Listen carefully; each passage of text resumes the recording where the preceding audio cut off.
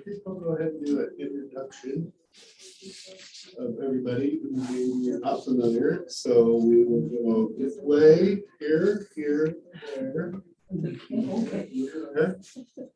John. Yourself too as well. Okay. Would you?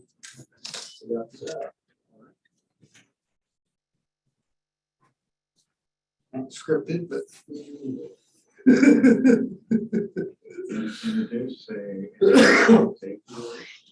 Yeah, after, go ahead and introduce myself and introduce himself. You ready?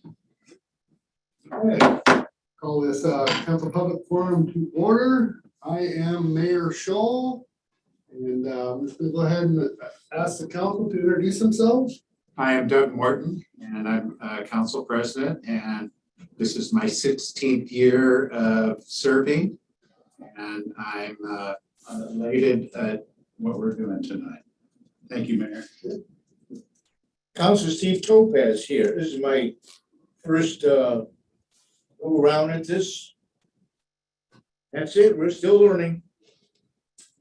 My name's Jessica Chilton, and I'm currently assigned to the police assignment. So I'm the police liaison for the council. I'm a wife and a mom, and I am very involved in the families in May County. Patrick Berkeley, city councilor, liaison to the planning commission. Yeah, I'm John Walsh. I'm the city administrator. I'm going to my 10th year, if you can believe that, as city administrator. And it's just been an honor and a privilege to work with this community and to really work through the transformation of the middle leading and the next generation of things that happen on the waterfront and the industrial site and just all the moves we made. And So we're here for the state of the city, and our accomplishments are many, particularly the St. Helens development of the waterfront.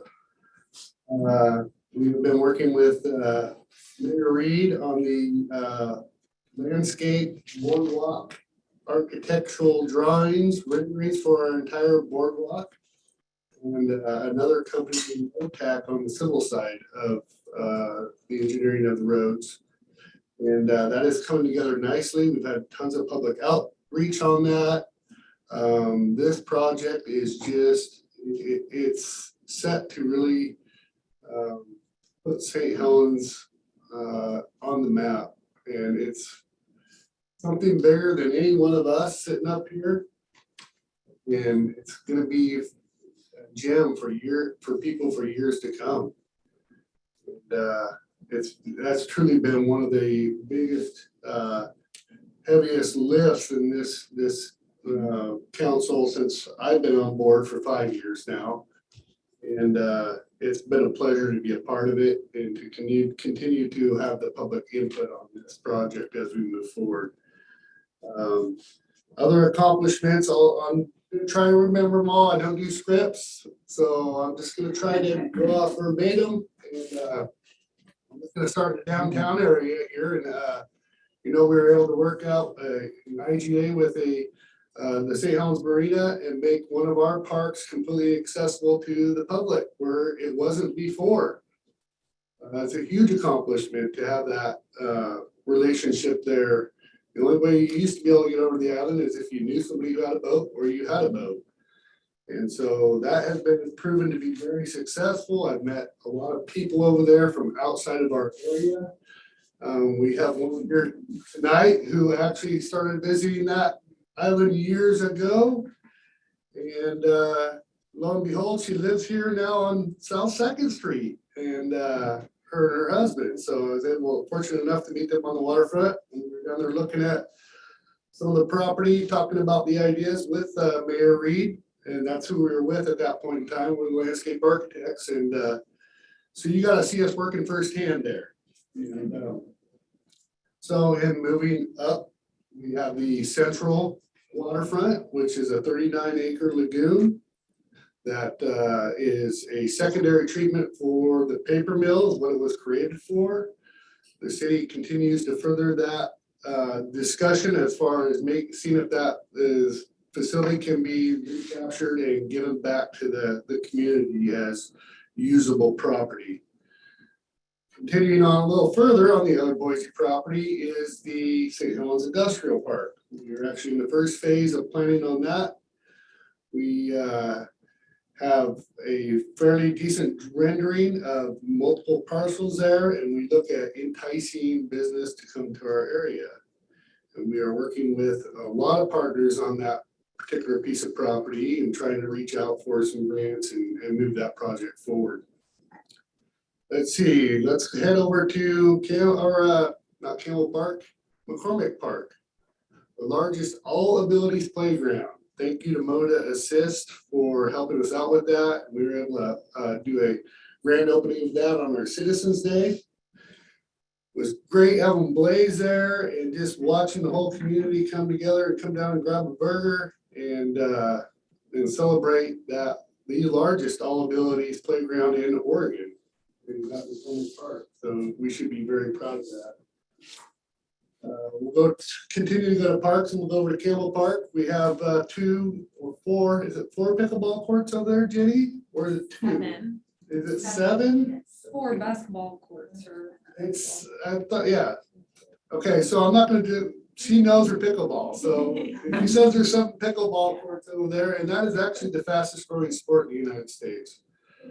What I come to find out, watching the Channel 2 news article the other day, an indoor facility that was in Portland. And so, yeah, we actually have that. We are still trying to wrap that project up over there. We have a basketball court, and we're trying to get the stormwater completely figured out and then move forward with the remainder of the asphalt in front of those courts. Correct? Yep, that's right. Yes. That's a question. I'm not sure about protocol, but I just wondered, where is that?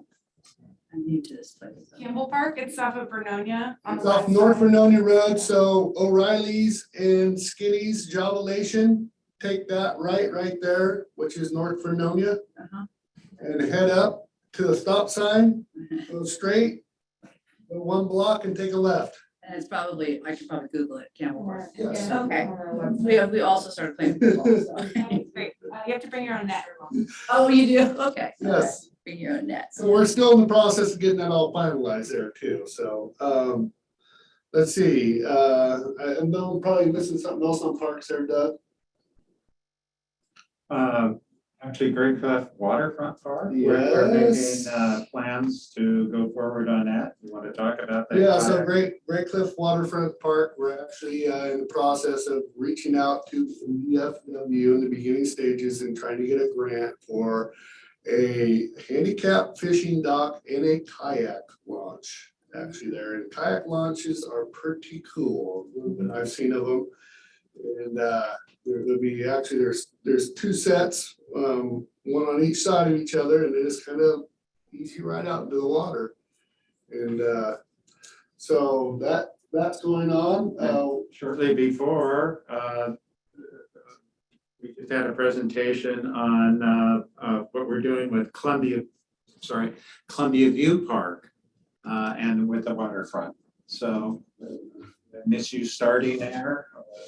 Columbia View Park expansion. I hit on that, yeah. I thought he was gonna circle back. Yes.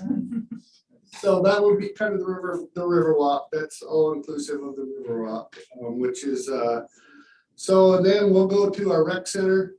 You know where that's at, the old Farah building. And now we've also added the community center, which is over at the high school, by the high school. It abuts the high school property, and it's just a great facility. The city had heard about church being up for sale. It has 2 different structures.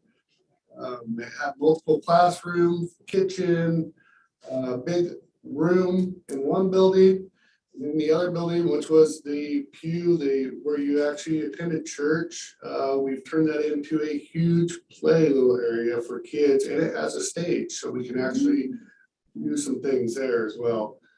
Donna Duggan has done a lot of work in bringing that forward. and moving it forward, and the city is trying to assist her in any way we could by acquiring that building, of course. So then we go back to the library because Shauna and the library have a kind of a connection with our youth librarian and our rec program. They had a little program they were doing in the parks where you'd walk and it would tell a story in McCormick Park, where our largest all abilities playground is. And it was just a really neat program and it really proved successful. And I think they're continuing it as, you know, as time goes on, they continue to change the stories. Nature buddies. Nature buddies, see, that's why I'm glad I got these guys. So yes, that being said, the makerspace over there at the library, if you haven't had a chance to check it out, they got so many different things in there that you can build stuff with 3D printers to just a number of things over there that actually engrave things. I can't remember it all. There was like, I don't know, probably 10 different pieces of equipment there. So if you haven't had an opportunity to go over there and look at it and utilize it, please do. That's what I can tell you.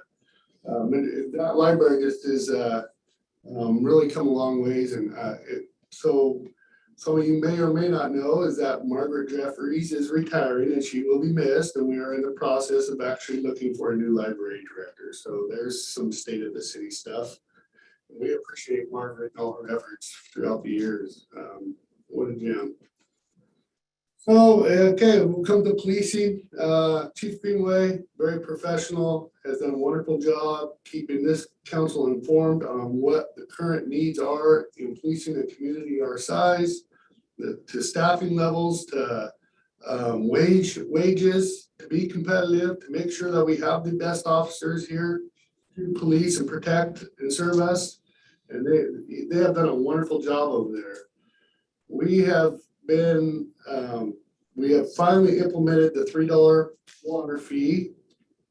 We had a $2 rec fee that sunset at 2 years, and we got that, you got that program up and running because you funded it. And now it's self-sustaining. So now we've added one more dollar to it because we need a new police station. The current police station is 2,200 square feet. Some of you have houses bigger than that. Or I want to say 18 officers. Does that sound about right? And then plus staff, plus administrative staff.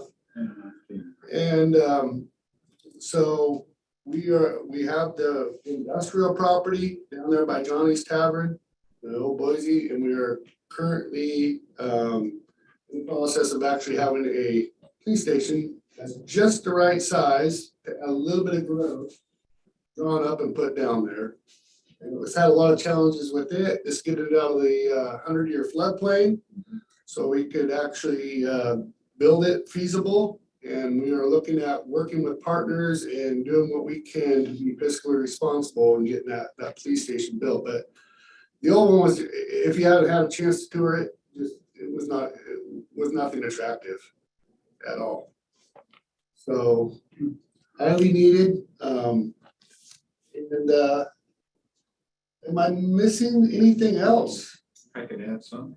Sure, go ahead. I think one of our biggest assets in this community is our commissions and committees that volunteers sit on, that step forward with their passion, involved in either parks or the library or arts and culture, whatever. And this community is rich with our committees and commissions, along with service-based groups, our Elks, our Rotary, our Kiwanis, and who did I forget? The Lions. Those service-based groups are so essential and so healthy for any small town to move forward. So that's one of our strongest assets is our community, people who are willing to step forward and volunteer. And thank you for being here. Yeah. Anything else that was our accomplishments? Well, yeah, we kind of do some dirty work, if you would. The food bank has gotten a grant to be built. Yes. Unfortunately, they don't have the mechanism to handle the finances and all that, so the city's doing that. That's where we do our dirty work. It isn't glorious. A number of people need to be fed in this city, in this area, which the food bank takes care of. We also, out of this food bank, the whole county benefits, because it's the distribution center. But our job as the quote, city operation is just to handle the building or handling of the finances. They will receive the grant. We do the mechanism to get it done. Yes, good call.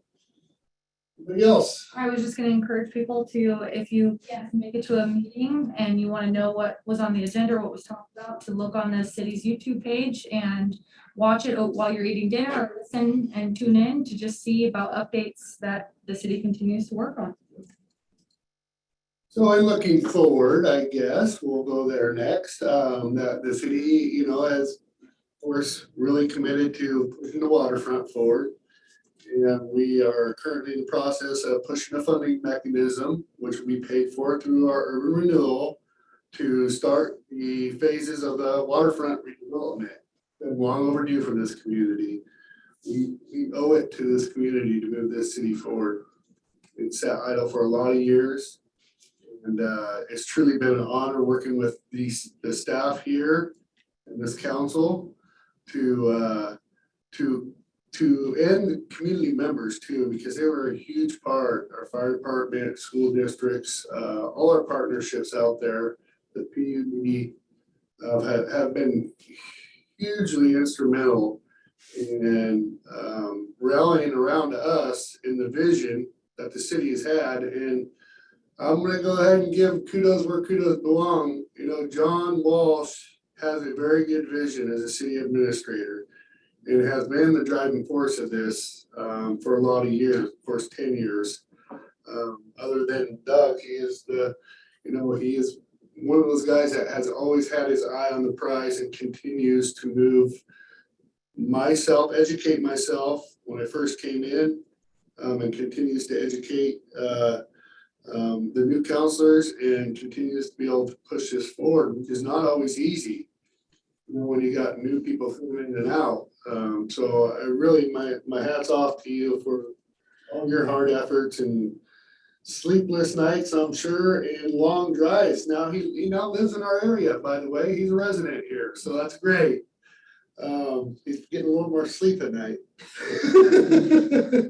Yeah, when you say it's my vision, it's really. Well, it is a vision of the our city, vision, it's a but- community vision, we got a Yes. lot of visioning work that's recognized, you know, the values of having public access to the waterfront, and of having a sustainable, you know, All those things. acknowledge our heritage and our culture. Those are all important things. We're just, you know, those are kind of guiding principles with all this project and redevelopment, all the work that we do. And, you know, it takes a staff that is dedicated and devoted, and we have that. It takes a council that's supportive and functional, and that's happening, and that's it's just really the role of the city administrator is fairly complex. You have you work for the council, you work for the community, you work for the staff, so it's appreciate the kind words. Well, what I can say is you do have vision. I know you long enough. And your vision has been influenced and helpful in this. And what I can tell people out there by government standards and the way this city has been moving forward, it's moving rapidly. If you look at other urban renewals and when they were adopted and where they're at today, and you look at what city St. Helens is on the verge of doing this year, by the way, it's moved very rapidly. So looking forward to that. Again, looking to the future will be the police station and continuing to go through the process of with the builder on that and moving that project forward and getting that land all prepped over there and ready to roll. We got the riverfront corridor. If you're not a familiar with it, you're watching, I know some people, a lot of people down here in person are, but you can go to our city website and you can look at all these different plans and the planning that's been put in place with the Riverfront connector, which starts out by US Bank Highway 30, comes down here to the waterfront, and then the Gateway Loop, which starts right here at the waterfront and goes back out both the two ways. We have those in the planning process, which helps us in the ability to go for future grants, especially with the infrastructure grant that has just come at the federal level. You're not even looked at if you don't have that planning in place. You can say, I have an idea, but you have to have the planning already there. So we have continued to do that, have long meetings. I am proud of this council and myself, because we do work a lot. We've been here since 1 o'clock. We had a 45-minute break, which wasn't even 45 minutes, it was about a half hour. And we will be going into 4 meetings after this. So that's what it takes in order for us we're committed to serving citizens. And I will say that we are honored to sit up here and serve. I know each and every one of these people, and that we are honored to be up here serving our community and moving it forward. And it's been a great pleasure. And one of the things that we gotta do is we gotta make like a video that we're getting ready to watch here shortly. And we'll after that, we'll open it up for questions. But anybody else got anything they'd like to discuss on the future? I know the Central Waterfront is something that will be more will be revealed. We'll continue to learn together on that. And the industrial property is pretty cut and dry. It's just a lot of assault, and it's going to be a little cumbersome over there. But it's just our water and parcelization. So we'll get through that part of it. So, yeah, one of the things that, one of the issues that I keep getting from our Parks Commission is our trail connectivity for pedestrians to walk and get exercise, and for our visitors, as well as for community members. That to me is very exciting. We're on the verge of actually finishing up a plan for an urban trail, which would serve as a hub in this core area to help facilitate further trails that reach to other parks and other places for tourists and individuals in our community. So that to me is very exciting, to create those kinds of trail systems that utilize some sidewalks as well as nature parks and as well as other parks. I just find that extremely exciting to start down here at the courthouse, either go that way, this way, and get all the way out to the high school, get all the way out to all these areas. And that's kind of when we get that into our master plan of where those trails are going to be, then we can go ahead with those. Much work has been done. I just wanted to say that I'm always willing to have a conversation, send me an email, give me a phone call. I love to hear from people. So I think we all probably appreciate that same thing. Sometimes it can be a little overwhelming, but definitely love to hear ideas. So feel free to do that. I'd just like to state that we have 3 planning commissioners here tonight, and I think that's pretty awesome. And definitely look forward to having more of those joint meetings, because that was long overdue. And we're all on the same team, and we all have one. We need to have one cohesive vision moving forward. So One more. One more go back? A lot of go back. And this wouldn't be complete without really revealing the success of our events that we've had in our community, and what tourism is, where tourism is going, and bringing in new dollars for our service-based community. And it's wonderful. This was a banner year for Halloween Town, and it was a lot of things that it's really put St. Helens on the map. And financially, it is very extremely rewarding for tourism. But we have some problems here. If you try to grow roses in this town, even down here, here will take care of that. If we have visitors in town at night, it's very hard to go around them as they stop taking pictures of the deer in the middle of the road. Many of the deer at least know how to use the crosswalks. But it is not unusual to have 11 or 12 deer in a yard at a time here. So Right across from your. when it comes from our wildlife, it's his trails that are causing the problem. We have a huge amount of green space which the deer are populating. So, it truly is interesting that you can pick off outer towners watching, taking pictures of deer. And they're people friendly, they come up quite close. They do, Feeding them roses. they do. Right. They crawl on your porch to get them So too. St. Helens, 4th of July, picture taken probably by Crystal Farnsworth, our communications, made the League of Oregon Cities map right up here. Or Crystal King, I'm sorry, yes. That's her maiden name, I apologize, Crystal King, but yeah. So, and Doug, you're right, tourism is huge.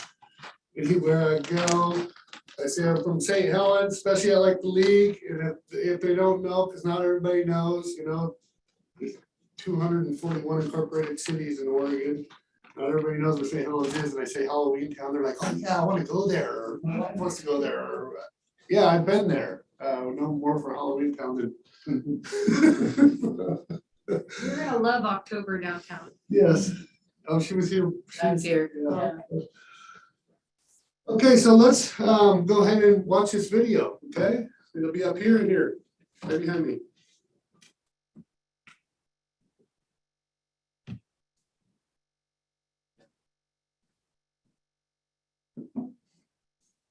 In a minute. Want the lights off? Lights. Yeah, you want to turn off the lights? Or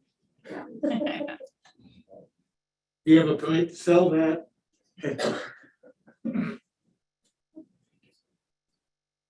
See if we can get bigger on the, down below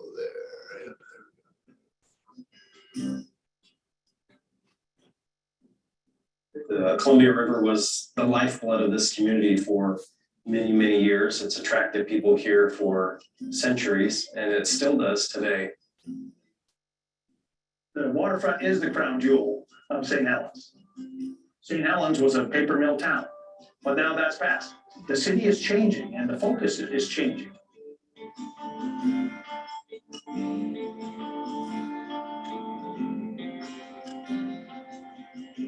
I absolutely believe that St. Helens is a special place. The small town atmosphere here is just incredible. Life along the Columbia River is incredible. It's a very close-knit but welcoming community here. It's beautiful, but it also provides a quality of life, and there's history and just a great place to live. St. Helens has been a mill town, has a reputation for a mill town. It was known as the paycheck city, where people would come all over to come get their paycheck and work on the mill. That industry changed, it went away. It's been sitting here underutilized for at least the last 20 years.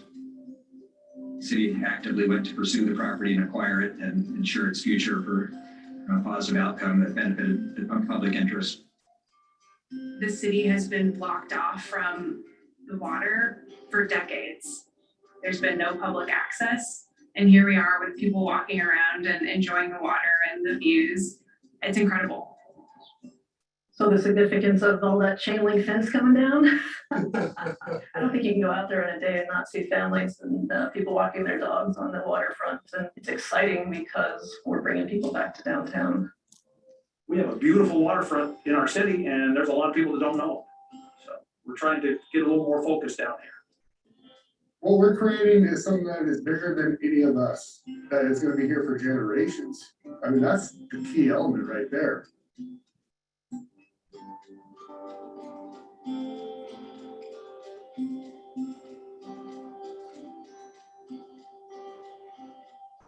The projects at St. Helens Waterfront are complex and transformative and provides the opportunity for the community to reimagine how it interacts with the river. We are absolutely committed to including the community in these decisions. So that has included public forums to provide the opportunity for the citizens to ask questions and to give their points of view. These decisions are going to change the face of St. Helens for 100 years or more. St. Helens has aspects of its history that can be divided up, I think, into different categories. And you see that with the pre-settlement, with the natives that have lived here for many, many generations and called this area home.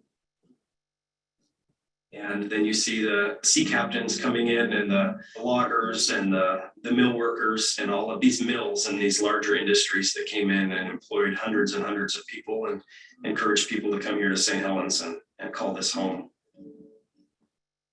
You look at old pictures and it was a busy place. There was lots of people. Later years, there were cars lining the street.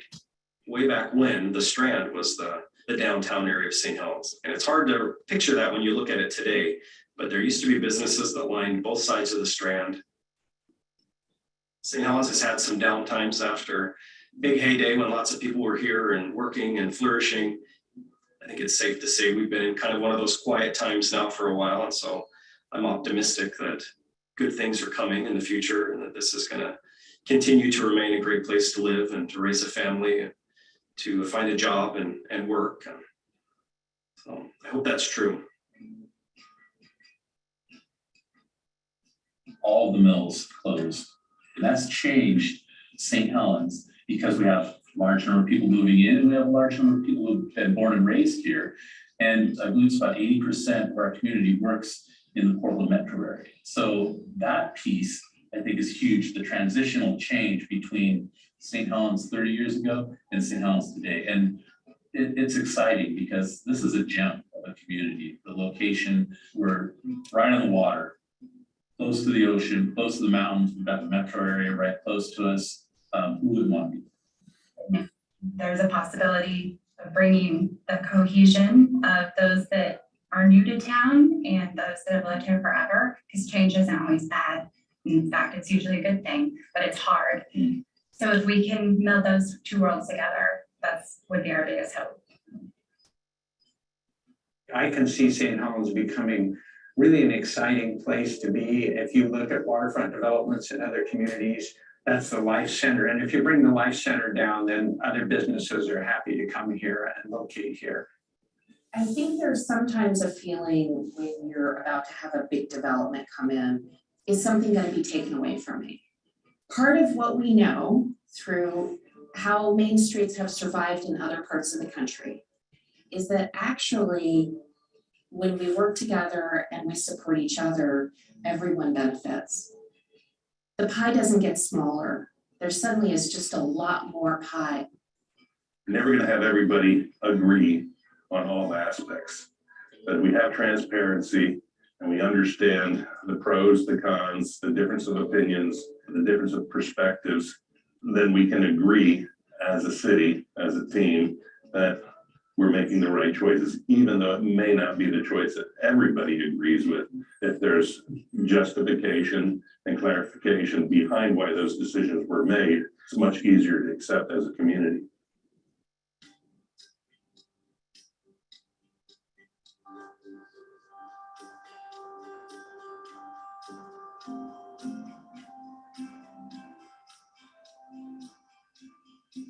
When we engaged the community about 5 years ago, the most important thing we heard from them was that public access to the water was what they wanted to see on the site. And so the Riverwalk presents that opportunity to do just that. We want to design public access for people to get to and view the river. This particular project is so critical for our city because it's the future. This is where we're going to connect the city with a brand new waterfront and Riverwalk project that's going to bring the community together to enjoy the amenities and the nature we have here at the city. Very exciting time for generations to come. So infrastructure really plays the role of a substructure for any potential future projects. right? Utilities, streets, sidewalks. That infrastructure piece means we can attract a private developer who can build housing and can build commercial properties and reinvigorate the site again with life.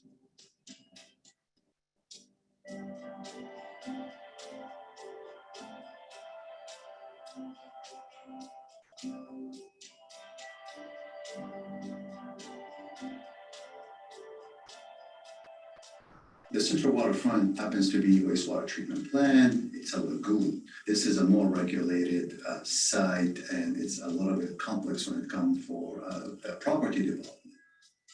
This is what you call a prime real estate, and we are currently working towards evaluation and the environmental factors. There is a lot of consideration that has to be taken in the design process and bring expertise to make sure we are in actual development area and safe environmental factors.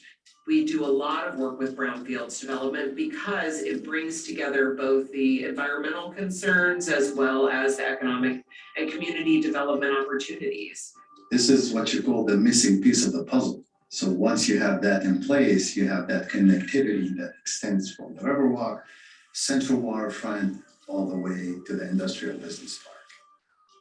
Listening is so important, and community engagement, and providing the community the opportunity to re-envision what that space looks like.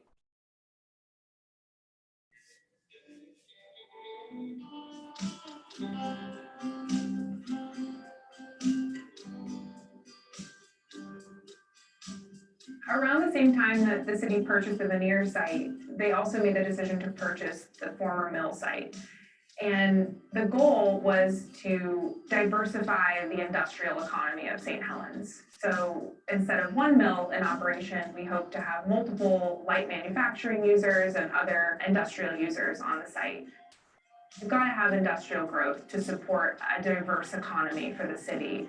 And so by getting multiple industrial users, we don't have all of our eggs in one basket, and we can be a more resilient economy in the long run.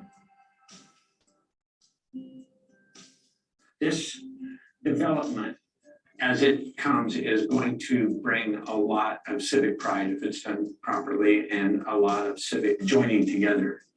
Our 13 nights on the river and our 4th of July thing and Halloween Town, and you look at it, I mean, we fill up the town. We fill up the town. It's not just kind of a bunch of people. We have a wonderful community, and I think that's why so many of us come back to it. So forming something that we can leave our children is really important. With this redevelopment effort, we've done a lot of community engagement, extensive involvement in the planning process, and it's really cultivated a sense of we can do this together. It's really a community project. It's really heartwarming to see that many people that care about their community so much, and the connection to the water and the importance. They really see this property as the future of St. Helens. We have a beautiful blank slate right next to our existing downtown. We have a history. We have the waterfront. We have all of this amazing wildlife, and it's right here. It's right here and ready for us. Let us know what you're thinking when you're feeling about the waterfront. Please check out the city website and get yourself familiar with the waterfront redevelopment. It's wonderful. Take a look, get involved. This is sort of how we do community and economic development in Oregon. We are a very collaborative state. A project like this is not for the faint of heart, and the city is in a unique position that we can afford to be patient and get really focused and get it right. It's not about moving fast, it's about getting it right. Again, it's not a mill town anymore, but it can be a riverfront town.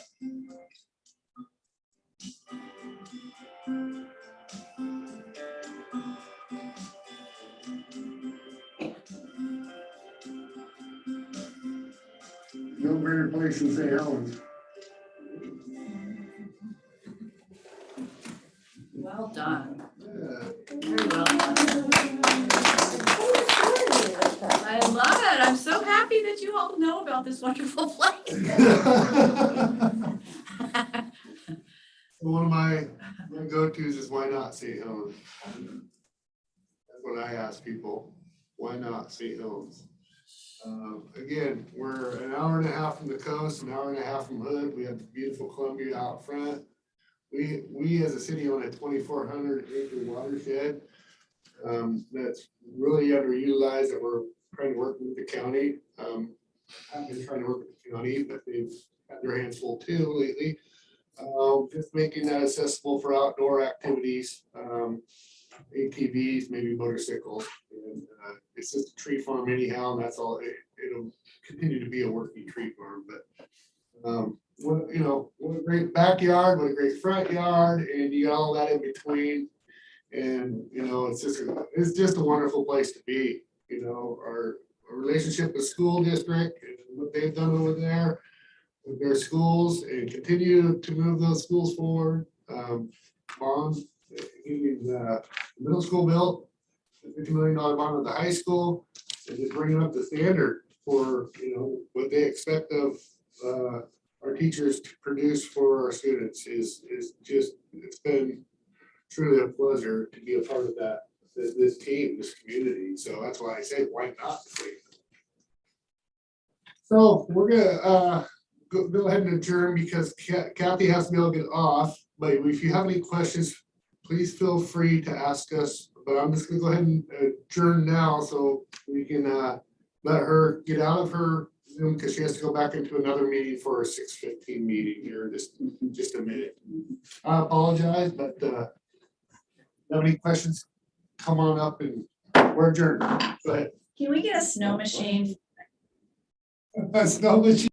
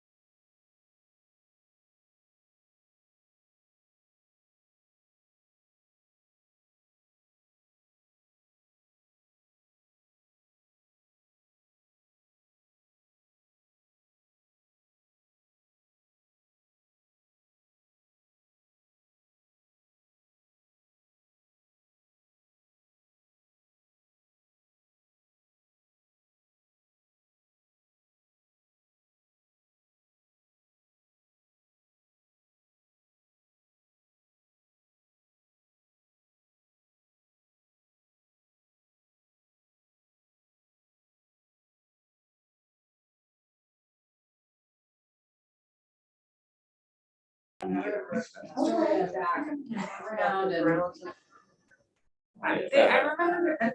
there was talk about a restaurant at the very end. Yeah. Oh, yeah, we're going. That is right. Okay. I don't remember of any of the clubs, since they're all. Yes. PAC. Dotto, is that what it's called, Dotto brand? So, but we just got married in August, we just moved here. So we're still. We'll go ahead and call this council public hearing to order. Oh my gosh. The topic is purchase of use of equipment described as a Dotto brand 120 passenger tram. And so, I'll go ahead and I'll turn it over to John Walsh to maybe explain a little bit more on this. Yeah, thank you, Mayor. This is something that we don't do every day. And in fact, we've been looking for, as part of our tourism efforts for quite some time now, to find something that connects the uptown and downtown district with the Waterfront district.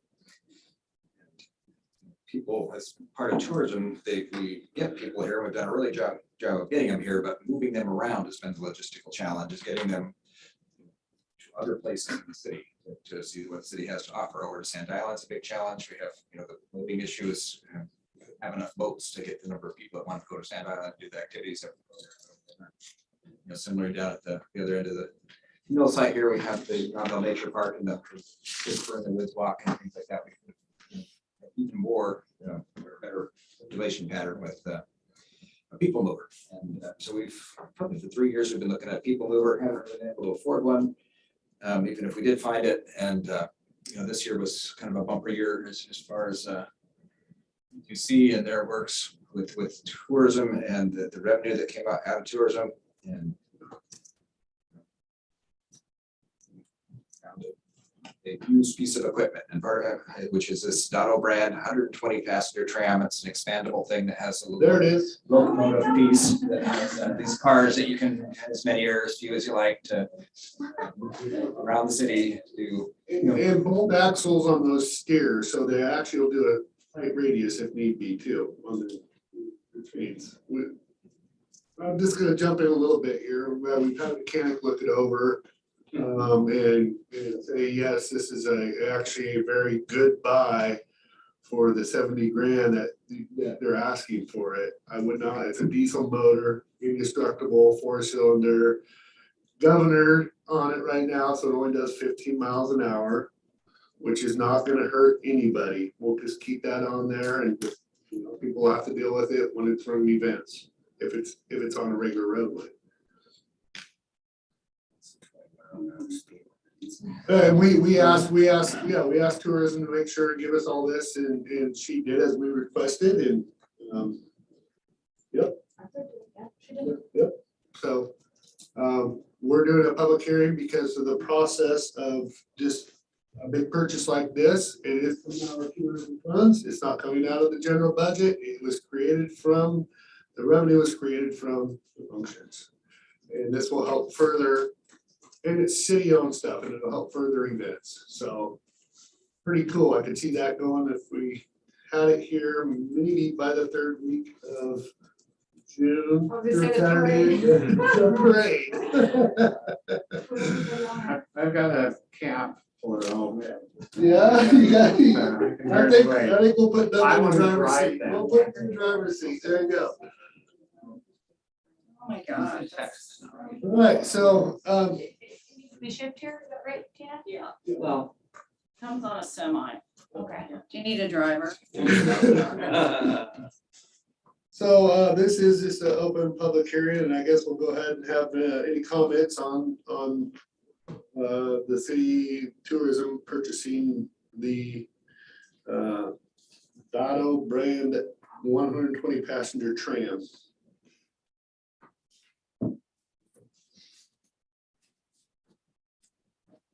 It's like, why haven't you already done it?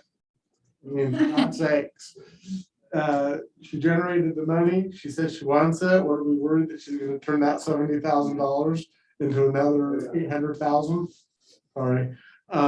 So because it seems like everything she takes, she turns to gold. So it's like, yeah, how can we not give it to her? Because obviously she knows how to make money and knows what to do, so it's like, yeah, give her a train. Thank you. Other visitor comments? I guess I come forward. Yeah, and state your name for the record, please. On the tram, Yeah. Steve Toskey. I think it's a great idea, and for a lot of reasons. I think getting people to be able to move around, go different places in town without moving their cars, you know, they can kind of park and then enjoy the city and the amenities, and they can get on the tram and go to a different spot, opens the city up. Maybe even accessing parking some places, so people, you know, if we have to park people to some place because of events, that this would be a means to bring people, at least one means, if not more. I think it looks great. Looks like fun, which the first thing I saw it, I said, how do I get on that? Somebody else here wants to drive it. Two people will drive it. Got an app for it already. So looks great, super positive. I think if you get to go 20 miles an hour, it's like literally speed limit to most of the town anyway, so. Yeah, you can take the governor off, but I don't recommend. I think just keep it safe. Seatbelts on there, okay? We gotta keep them low. I'll pass one go with Thumbs up. Thumbs up. Good move. Thank you for your feedback. You wanna come up and state your name for the record? I didn't know I didn't know I had to come forward. Jeanette Nelson, just a recent move here. I think it's fantastic.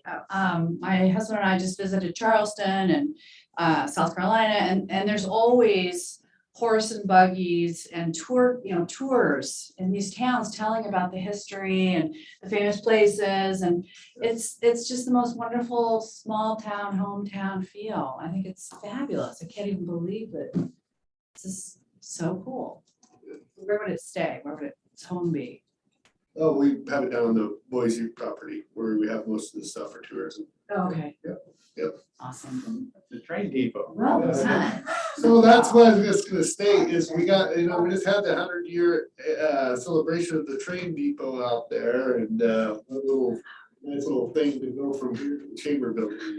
And just for clarification, we did receive information about like the cost and the maintenance and the plan for usage. So thank you, Tina, for providing that for us. I think it's a good. Okay, any other visitor comments? We have one? Two? Okay. Go ahead, if you wanna unmute yourself. Who are we starting with, Kathy? Shauna? Hello? Yep, can hear you. Go ahead. Hey, I just wanted to know, but I think you might answer my question. Where are people going to park to get on the tram? It'll probably have multiple locations where you're picked up as a walking around town is what I'm guessing, Shauna. Okay, well, I mean, it kind of seems like it might be a great opportunity for people who are visiting, you know, that have cars and trying to park somewhere. So that's why I was kind of wondering, because we've talked about how busy it is downtown and we have parking issues. And so I was just wondering, I mean, it seemed like the Boise property would be a perfect place if you were actually going to do like park and go, as opposed to just people walking on the street and being picked up. Yes, and I would agree that it's big enough to come through the cones if the city street is shut down too. So, yes, yep. Halloween town. Got any other input, Shauna? That was you. All right, thank you. Then we have Ben Tiscareno. Ben, what? You're not lowering your mask, so I can't hear you. Ben Tiscareno. Oh, Ben Teresa. Ben. Yeah, you want to? Hello? Hey, Ben. Hi, Ben. Hello, good evening. Yes. Can you hear me? Yep. Okay, great. I wanted to say thank you very much for this process. I think the tram is a fantastic idea. It's definitely a need that we have had, having volunteered for different groups and done business through there. The tram would facilitate a lot of positives that we absolutely need. And Tina has demonstrated an exceptional ability to navigate this, make decisions, make the contacts. So following her lead, the information, the resource that's already been found, very wise choice on that. And as a citizen who participates and has dealt with a lot of the frustrations through the years and is eager to move on with some more accountability. I really appreciate, despite the struggle, to have reached a point where we have some of that. So thank you for every step of this, including the support towards the contractor, towards the support of the needs of the residents, including the tourism committee and some of the suggestions that they made. Very much supporting this tram and some of the logistics that can be figured out. I know I trust the council and the committee and the tourist event planner to make some of these decisions. But I just want to express my gratitude and looking forward to continuing watching as we move forward with this. Thank you. All right, thank you, Ben. Might need 2 or 3 of them. Okay, any more? But I have a thumbs up from Art Leskowitz. Okay, thumbs up from Art. All right, so we're gonna go ahead and close this public hearing.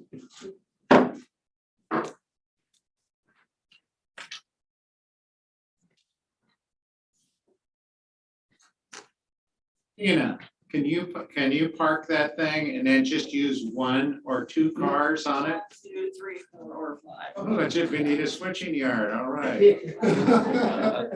We gotta move that in town, because we have a councilman doesn't like railroad switching yards here in town. I know, that could be me. One of the things that can be done with it is, like on Saturday, every weekend, have a route, so people who are coming into town can jump on.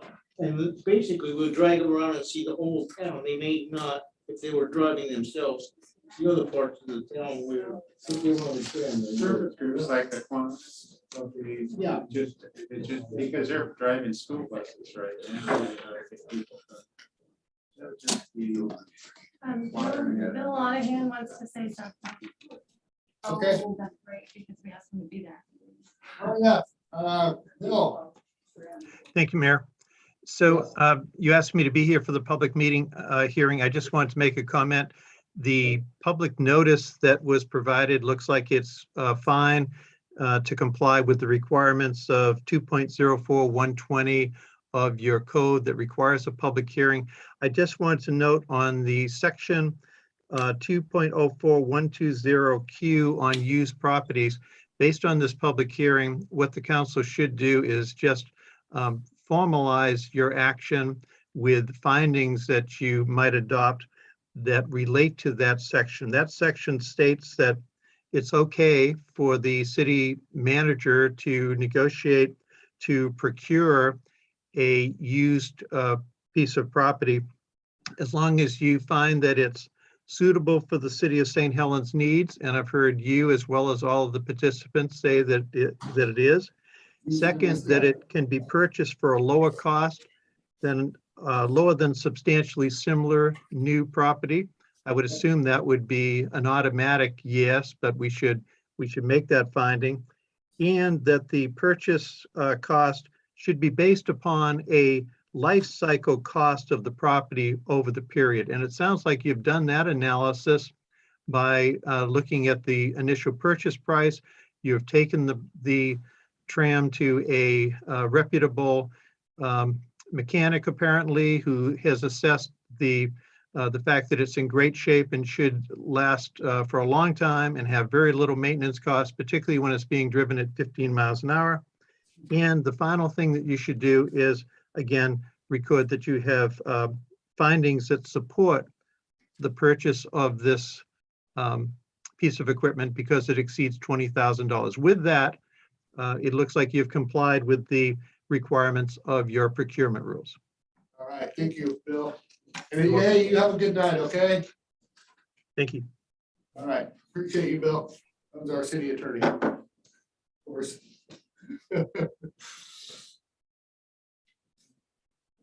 All written down? I think I And can you remember everything?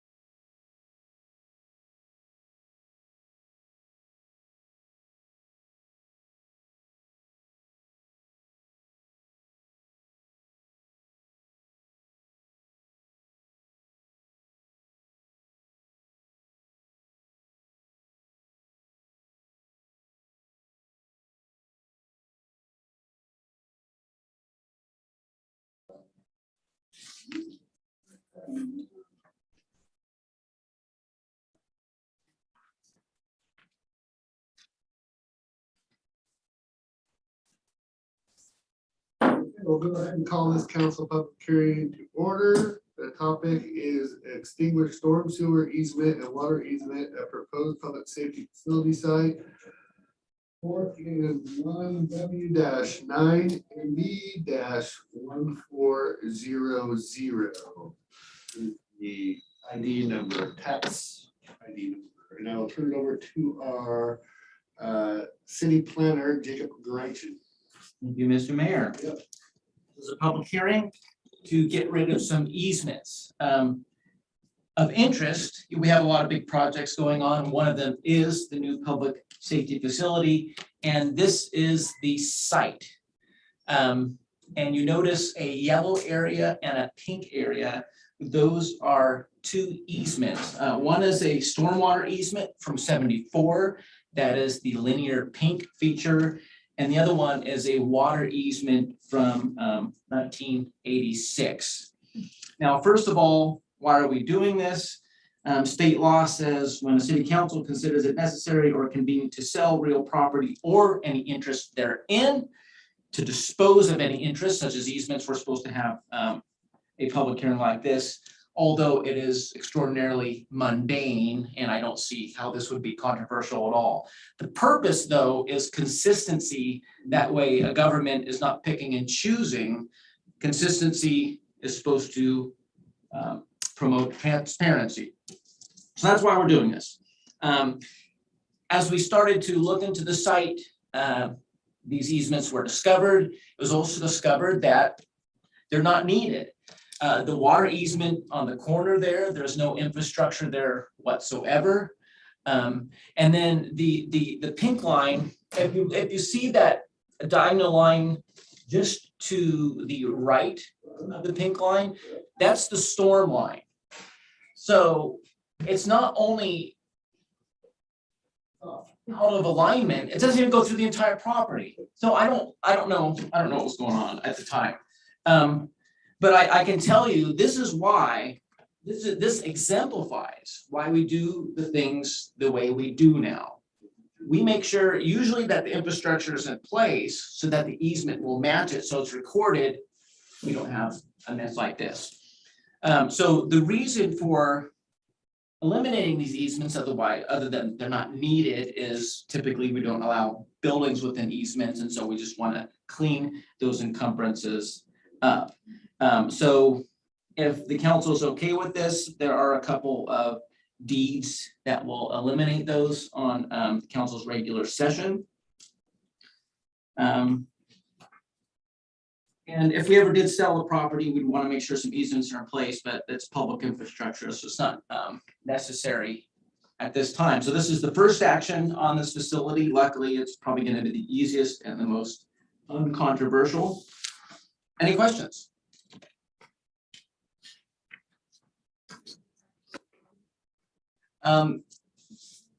Yeah, it is that. Thank you, city recorder. It is a public hearing, and so in the nature of public hearing, we will ask, is there anyone opposed? Anyone neutral? Anyone in favor of? Everybody want to spend a calorie to talk on this matter? Almost had one. Not hearing any, we'll go ahead and adjourn, and we get a 10-minute break now. Hey.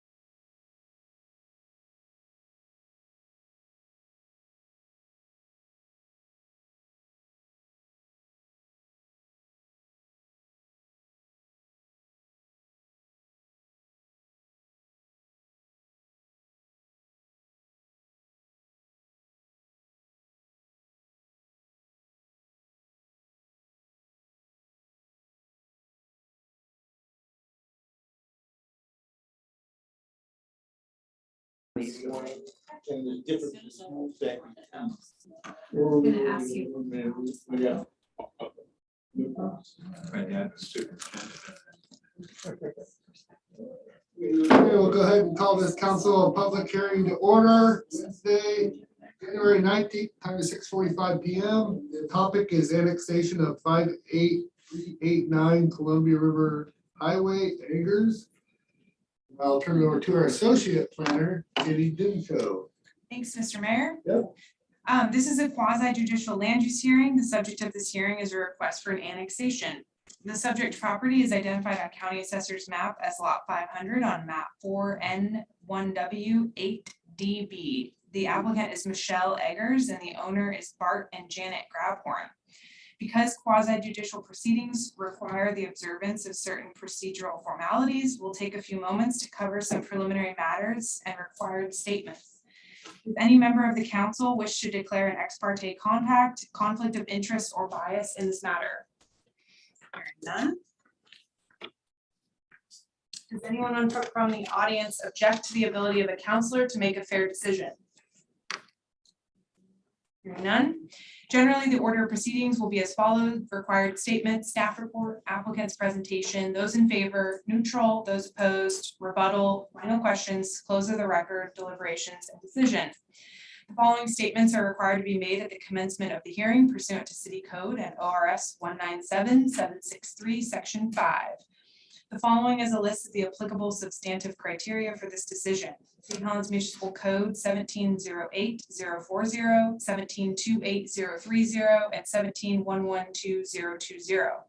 All testimony, arguments, and evidence must be directed toward the applicable substantive criteria as described, or other criteria in the plan, such as the comprehensive plan or land use regulations such as that found in the development code, which the person believes applies to this decision.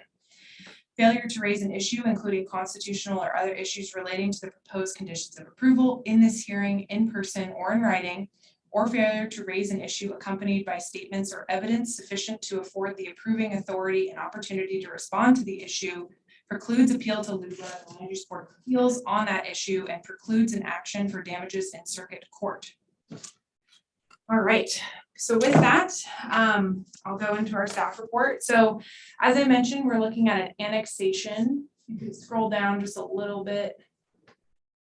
So the subject property is just south of Les Schwab. So Les Schwab's just to the north there, right where you see city limit boundaries. And then just to the south is Dahlgren's. So we're on the highway. There's a side street called First Street and it connects to Kavanaugh, which is an undeveloped kind of area in the back there, partially developed rather. So the property itself, Michelle Eggers, I think is the daughter of Bart and Janet Grabhorn, and they filed a consent to annex because they want to use the city's development rules, and they also want to connect to city sanitary sewer and water service. So we have public utilities right there along First Street and the highway there. They are interested or have expressed interest in developing some type of coffee drive-through, which is I think is interesting. Or at least they expressed that interest at the last, the Planning Commission hearing on this matter. It's a pretty small lot. It's about 1/4 acre. So size is a little bit constraining. It's undeveloped. There's this aerial image is pretty old. It's been cleaned up. So it's just a gravel flat lot. With one small accessory structure in the middle. I think it used to be some office of some type, but it's obviously not connected to utilities currently. There is kind of a formalized approach off of First Street, which is that side street that abuts it. There's some photos of that in the staff report. So like I mentioned, it's just a gravel, undeveloped, no use established currently lot. So as with all annexations, we notify utilities.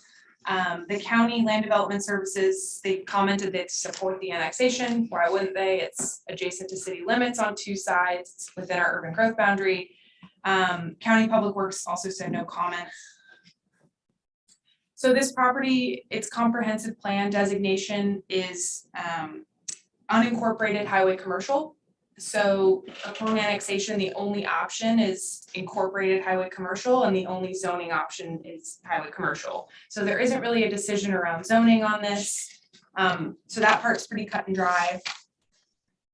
Annexations require that we look at transportation impacts. The county zoning is similar to the city zoning, so there's no impacts there. We don't need a traffic impact analysis as part of it. We always look at water sewer capacity.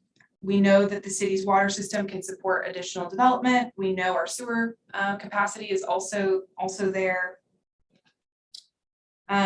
Any future land use on this property would require additional permitting. So there's no non-conforming uses to work out or anything like that. Future land use permitting is also the time that we would extract any right-of-way dedications on First Street or the highway, or any frontage improvements like sidewalks, curbs, gutters, things like that. The commission recommended approval as highway commercial, and that's what staff's recommendation is. So I don't have anything else. Questions for Jenny? Well, there seems to be a large lumber company right next to it. Dahlgren's? If they wanted to expand into that, would their annexation help them or? Help them or hurt them? Well, typically, we don't like to see land use separated over multiple jurisdictions. So I wouldn't say it hurt them. It might require annexation of Dahlgren's. I think Jacobs reviewed some referrals from the county about Dahlgren's doing some development on their site. So they may need to annex anyway. Can Dahlgren's annex into the city limits right now? Or they can? Yep. So it doesn't gain them the fact that proximity changes? Yeah, so the property we're looking at is on the corner, but Dahlgren's abuts city limits currently. Okay, so that was the question. Does it add value to Dahlgren's? If they're being annexed? I think it remains neutral whether or not this helps Dahlgren's or not. That's it, thank you. Any other questions? I think we can open it up. Is there anyone who wants to speak on this annexation in the audience? Okay, we'll close it.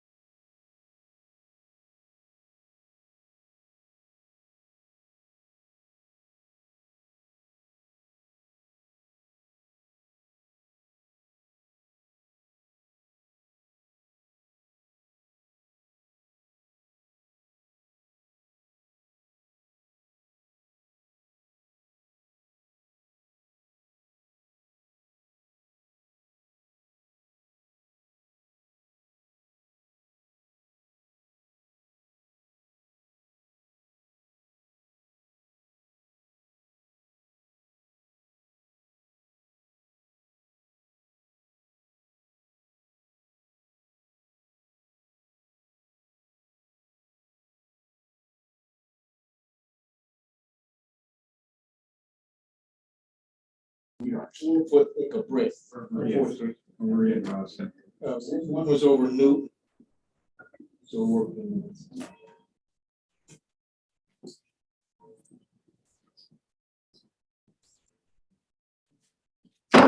Council regular session to order, Wednesday, January 19th, 7 p.m. Please join me in the pledge of allegiance. Allegiance to the flag of the United States of America and to the republic for which it stands, one nation, under God, indivisible, with liberty and justice for all.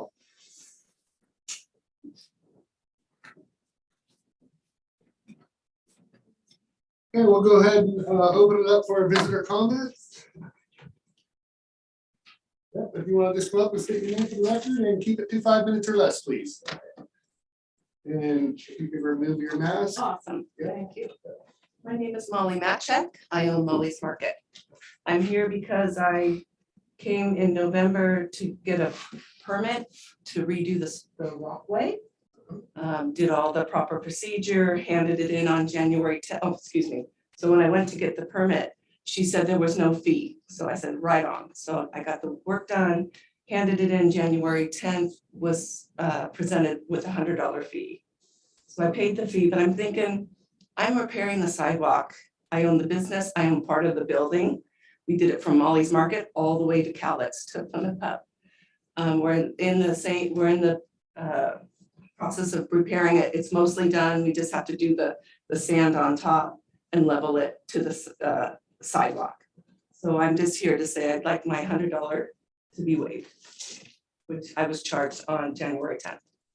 I would definitely agree that there's probably a permitting fee, but if you were told not to, and go ahead and do the work, and then that's not the way the city does business. I know that's not what we, and it may just been oversight, so we're not gonna point fingers. We're just gonna, I think, we could probably go ahead and do that right now if council's okay with that. Absolutely. I think it would encourage the other Right. businesses to repair the walkways. Yeah. We are Old Town, we love it, and then the new development that's coming in, it'll be a nice way of presenting Old Town being preserved. Yes. We care about. And I would recommend that all that brick, if people want to go ahead and just do it when they're done, that they go ahead and do it. It was actually donated years ago by a citizen, and it has settled in areas, and it's not their fault. Nobody that owns a building down there was partook in the original brick laying. Right? Right. Yes. This weather and the snow was the one that really beat it up. So it's literally just pulling up the old brick, resetting it and re-sanding it in. Yeah. Yeah. I don't see that.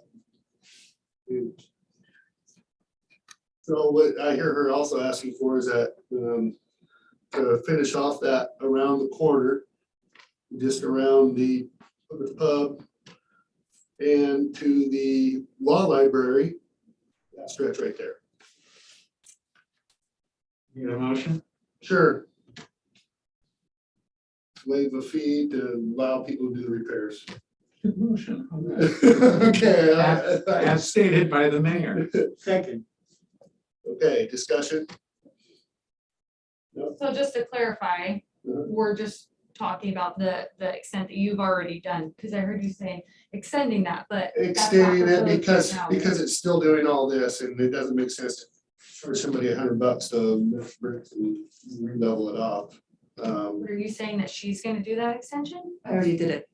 Oh, the extra part though that you're talking No, about? No, I did it from Molly's Market all the way down to the Plymouth All Pub. right, and you're talking about for going around further or something? well, if I just wanna people make wanna sure. fix it, I wouldn't wanna charge somebody $100 if they wanted to go ahead and Okay, do that. so that's if someone can. Yes, Okay, all right, I'm yes, just clarifying. Yes. Everybody's okay with that? That's what I understood. That's Yes. the word. I just wanna make sure I was- Yes. Jill? Yes. Yes, okay. Sorry about the confusion. They go with the sandwiches. Yeah. Thanks, guys. All right, other visitor comments?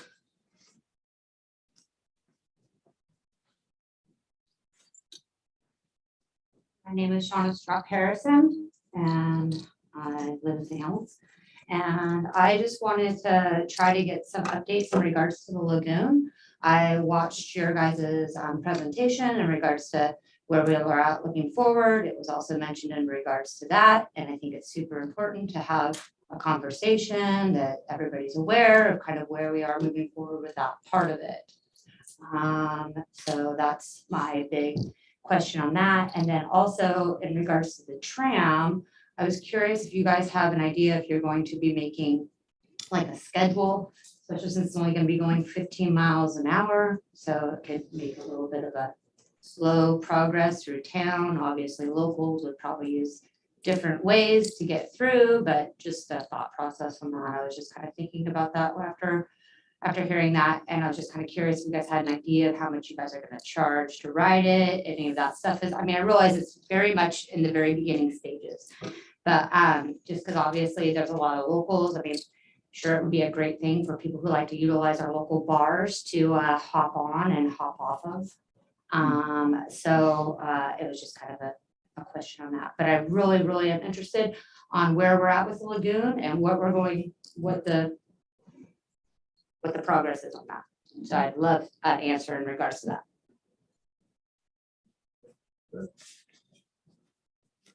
Like to answer that? You have the most knowledge of it. Yeah, I'm sure. I mean, I've answered it before, like you're gonna answer it, but. Yeah, and I did try to look at your number. I apologize for not connecting with you from last time. You know, the lagoon project is something, the filling of the lagoon, repurposing of the lagoon for benefit is something that the city's been exploring. We've been going kind of pay as we go. It's a real incremental thing. We get the milestone is getting to a point where we can get to see if it's a permittable facility with DEQ. And that if we were probably about 3/4 of the way to that, and it's all been grants and outside money, starting and stopping as we go. And right now we're in a kind of a stop, in a pause phase, kind of waiting for some other funding opportunities to open up. At the same time, we're looking at other public partners around the region that might be willing to talk to us about how to advance that.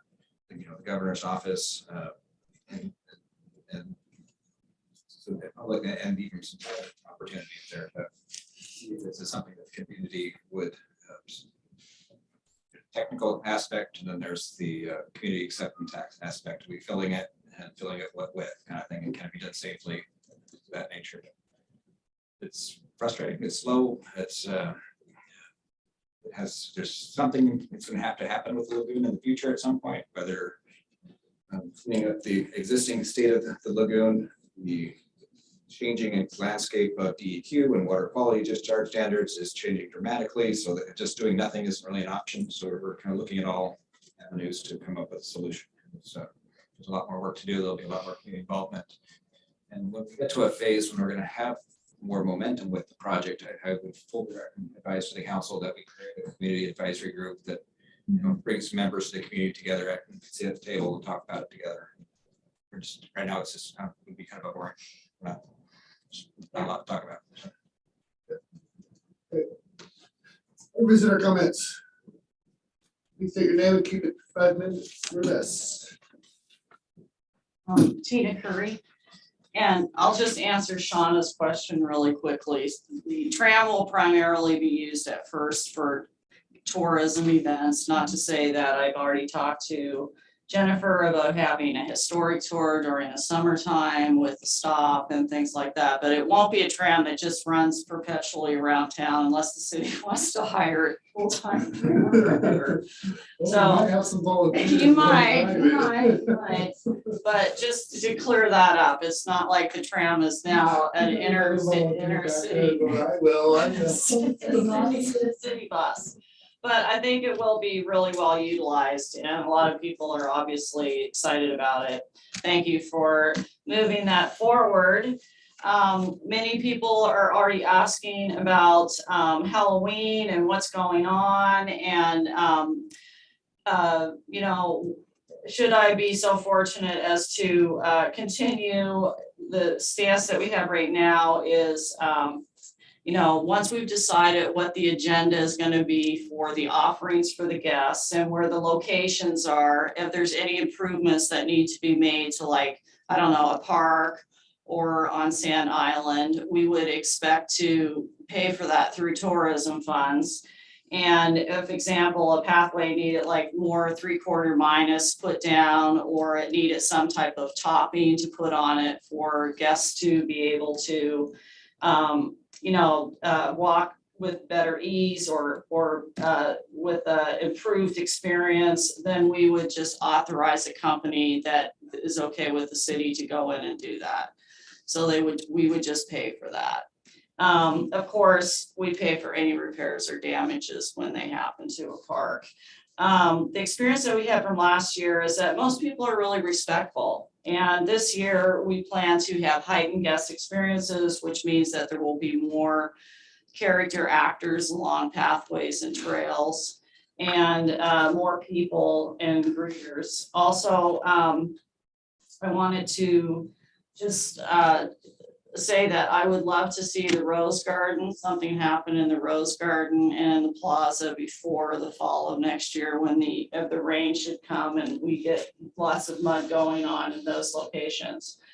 13 Nights is moving along. We have just about everything completed to release vendor applications. So those will go out within the next couple of weeks. And we are having our first Halloween meeting the last week of January, so that we have a whole list of jobs that people might want to take over or be more involved in. We'll make an announcement, and then people can hopefully come and contribute and maybe make some Christmas money or, offset income for their families or themselves. I've met with Judy Thompson a few times on seeing how I can help her out for some summer activities, and we're kind of collaborating on how to have an improved guest experience over some holiday weekends, of which I will not verbally say at this time. But so I've been meeting with her, and other people are reaching out, and just people are kind of excited. They're starting to think about what they could do and what their family maybe can do. And yeah, it's good. So thank you very much. All right, thank you, Tina. I didn't hit that timer. Other visitors comments? Record, keep your 5 minutes. Brady Triac. I'd like to know, what is the status of the tourism contract? It's really time to not be dragging this out and just sign a contract with your contractor, so that this is not a limbo.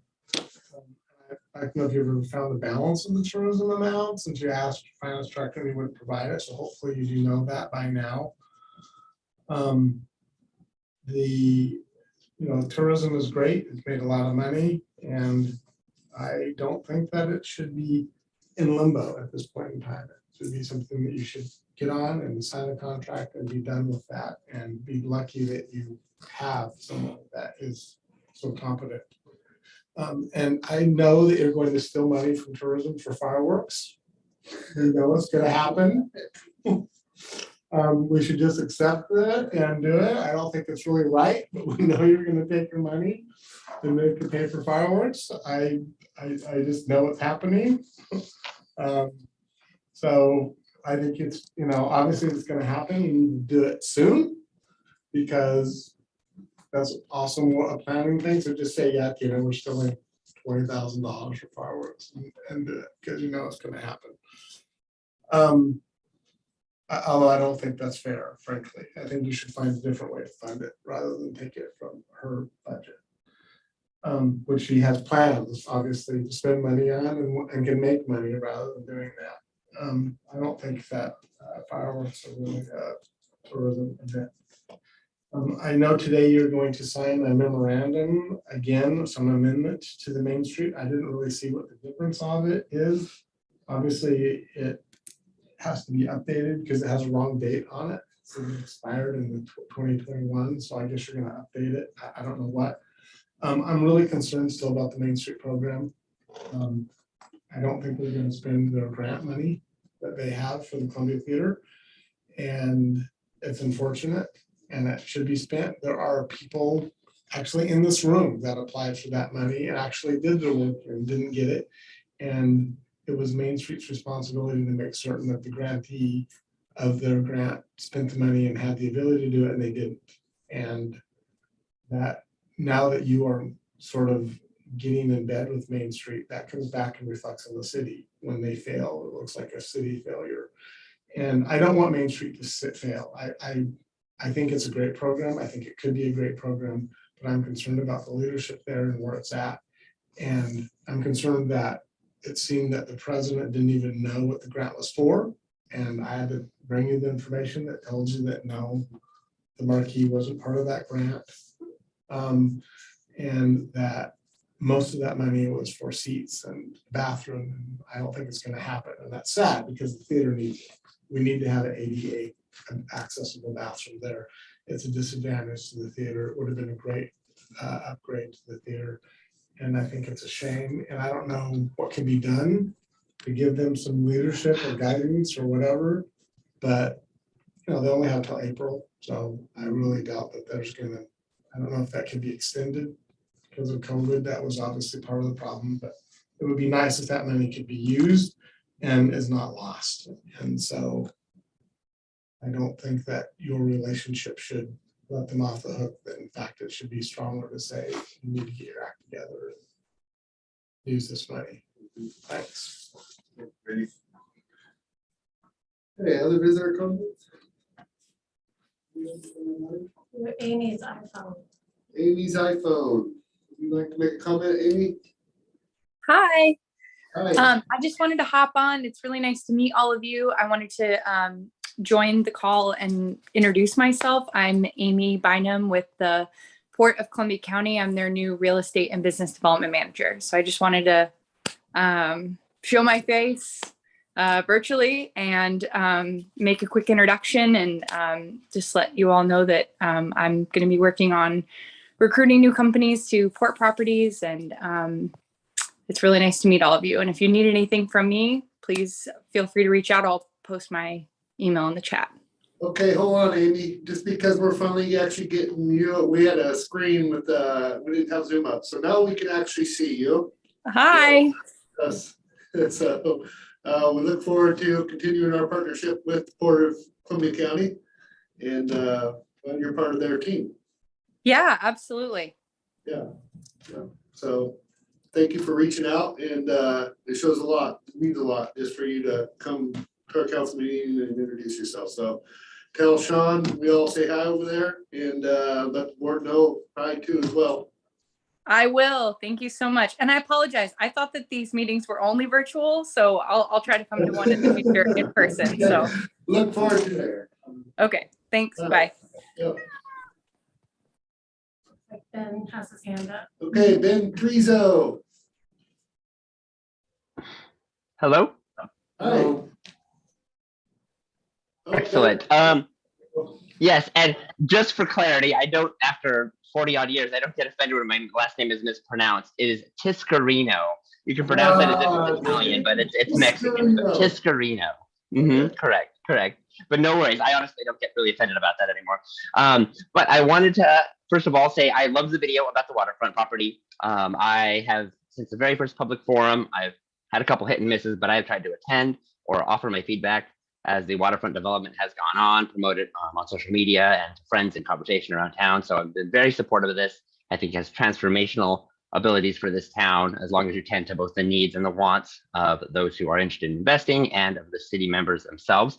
So far, I have seen a lot of that authentically engaged. So I wanted to applaud, continue to encourage that process moving forward. I know it's a project of this size can be pretty stressful, and I don't even know what you all have to manage to get through that. So just know the appreciation and the support is there.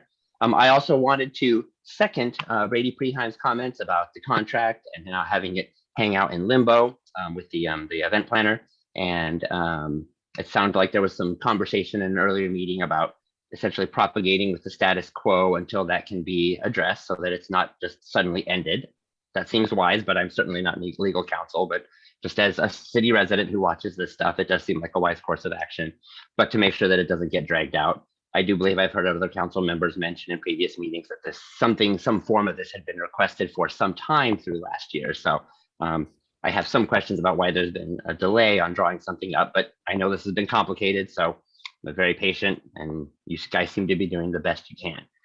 And I also understand with my years of dealing with all sorts of different contracts that there can often be an incentive to want things to be more expeditious or have to bear less liability and less stress from the public, because as more accountability is brought in, you as a city council members will have to answer for some of the things that are in there, some of the questions people have that has been in the nebulous cloud, but now can be more visibly present. And I hope that is not a deterrent.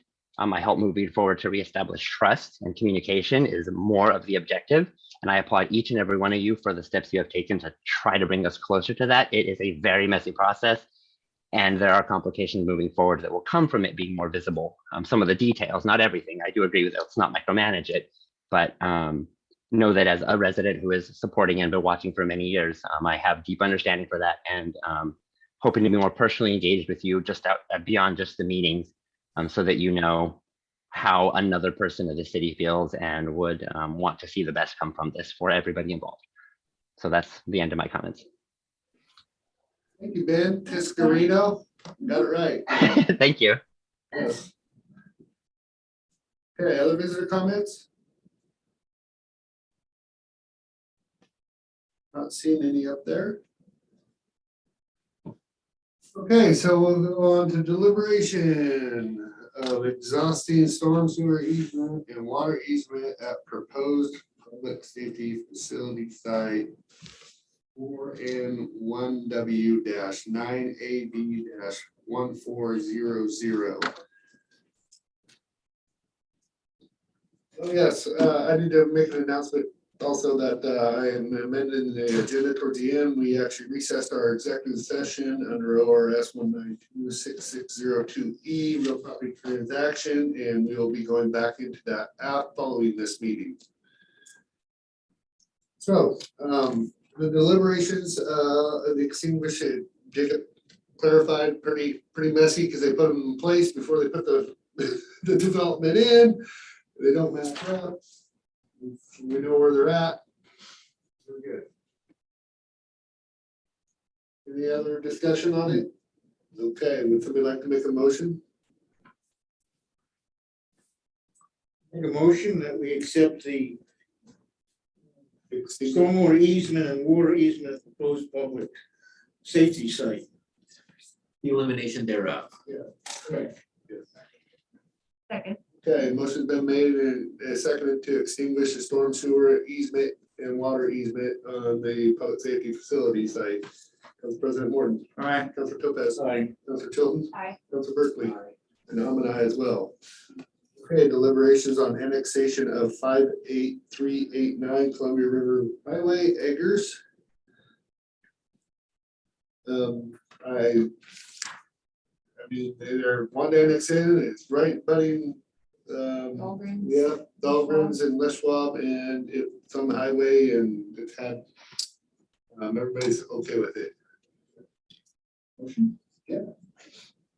Okay, I move that we annex 58389 Columbia River Highway to the city. Second. Okay, a motion's been made and seconded to annex 58389 Columbia River Highway. Council President Morton. Aye. Council Topaz. Aye. Tilton. Aye. Council Berkeley. Aye. And I'm an aye as well. Okay, approve and authorize for signature intergovernmental agreement with Columbia County for Columbia Boulevard Sidewalk Project. Ratify amendment number 3 to Mayor Reed Inc. agreement for design, construction, and permits for Riverwalk Project Phase 1 and Columbia View Park Amphitheater. 5, amendment to number 4 to Mayor Reed Inc. agreement to design, construct, and permit for Riverwalk Project Phase 1 at Columbia View Park Amphitheater. 6, amendment to RT form agreement for Bennett Building. 7, claim deed for extinguished storm sewer easement and water easement at proposed public safety facility site 4N1W-NAB-1400. Agreement with Geoterra Inc. for imagery and data for use of GIS and AutoCAD. 9, amended joint memorandum of understanding with the St. Helens Main Street. And 10, contract payments. I move we approve and authorize for signature items 3 through 10 as read. Second. Okay, motion's been made and seconded to approve 3 through 10. Discussion? Not hearing any. Council President Morton. Aye. Council Lopez. Aye. Council Chilton. Aye. Council Berkeley. Aye. And I'm an aye as well. Consent agenda for acceptance. 11, Parks and Trails Commission minutes dated December 13th, 2021. Planning Commission minutes dated December 14th, 2021. That's it on that one.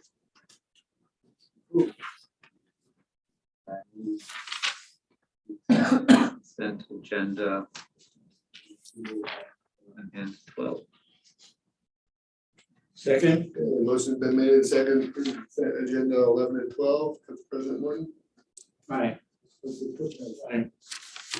Aye. Ayes, or Council Berkeley. Aye. Sorry.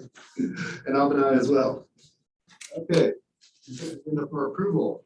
13, council work session, executive session, open house, regular session minutes dated December 15th, 2021.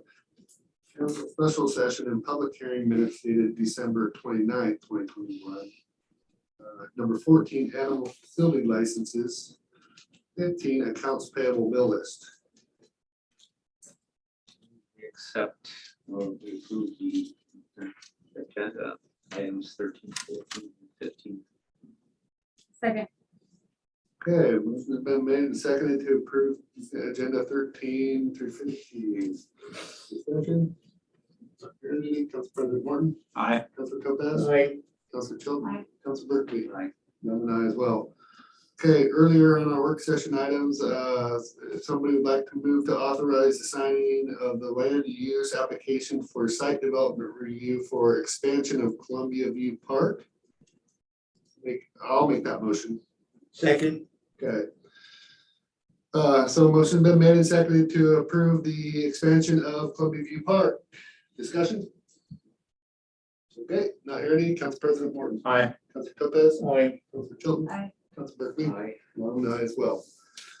Okay, what do I have to report on? Man, oh yes, we have one more. Yes. So I'm gonna refer to our city to make our city plan or manager to make our motion. Yeah, to not make our motion, but to All right, I will read it. propose a motion that the council approve the acquisition of a 120 passenger dot brand train based upon the following findings. And one, the acquisition complies with the city's municipal code section 2.04.120 section Q, which addresses used property.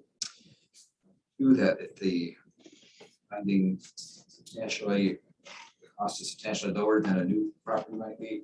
And 3, that the lower life cycle costs have been considered as part of the acquisition. Well, second. Oh, you make that motion. I've read. You can't make a motion. You can't make a motion. So That's right. I moved here. The motion that we move forward with city manager's motion as read. second. Second. Okay. Motion's been made and seconded to approve the purchase of the tram, 120 passenger tram. Discussion. I have a bit. I just want to make a comment on, ever since I've been here, there's been a discontent regarding the Holton district and the Old Town district not being together and not business groups being kind of at odds with each other, who's getting favoritisms and whatever, and that the city is divided, obviously. So this This is a kind of a goal that we've always kind of had in mind of somehow bringing the two business communities together. And so I think this is a perfect solution. I always thought that a little trolley going back and forth, but a train, I've never imagined. So I'm elated that we're going forward with this. And as some people are saying, how are you going to do this? How are you going to do that? I think as little problems come aboard while we're functioning with this, the council can solve. And, whether that's parking, whether that's where the stops are going to be, and those kinds of things. I think the most important thing is that we've got that tram. We've got that train. It's wonderful so far from what I see. I'm excited. I just wanted to say that. He wants to drive it. What kind of shifter does it have? Any other discussion? Motion's been made and seconded to approve the purchase of the 120 capacity of 120 people tram. Council President, Aye. Councilor Topaz. Aye. Councilor Chilton. Aye. Councilor Berkeley. And I'm an aye as well. Okay. Yeah, it's been a very busy time. It's been a very busy time here at the city. A lot of moving parts, which is great. I do have one thing that was actually kind of a go back on the work session or work session action items would be for Citizens Day.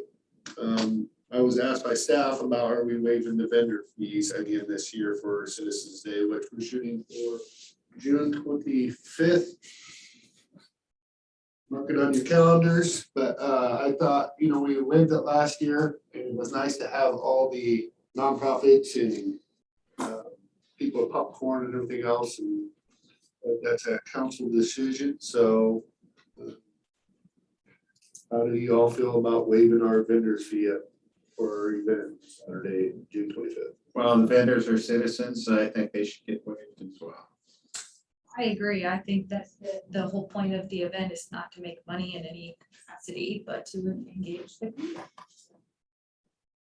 The more the merrier. Can we have the tram there so we can go from, so we can go from the parking lot out through the skate park and then around by the library and back. I'll be within the park. Up the hill by Red Apple. I'll be within the park. Great. If I'm driving, we'll take the skate park. I just think we need a head nod on that. Yes. Everybody okay with that? All right. Fireworks show on the hour.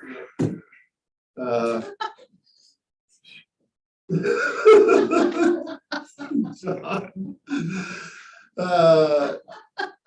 I think that was reference to maybe Brady's comment earlier, so, taking that.